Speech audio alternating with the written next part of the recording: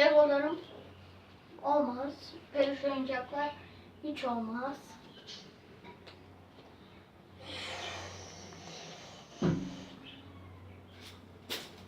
Bunlar da ne?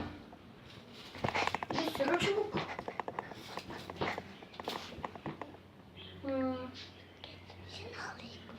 Aa!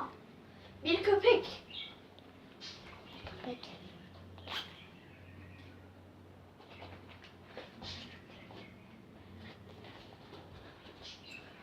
Buradaymış.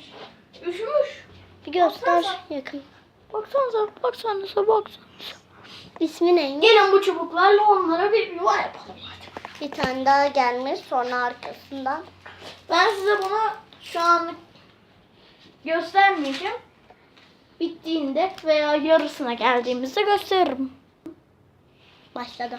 Ee, Arkadaşlar şu an şöyle yarısına gelmiş bulunuyorum. kulübe mi yapacaktık? Kulübe mi yapacaktık? Şu oyun parkı için yer. Şöyle tabii bunu kesip şöyle koyacağım. Oraya kaydırakları falan koyacağım. Ne? Tamam, şimdi birazdan. Evet arkadaşlar. Ben başka bir bölümde bu şeyi yapacağım. Çünkü çok zamanımız kalmadı.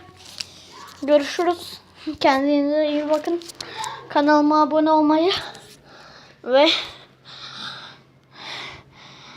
like atmayı unutmayın.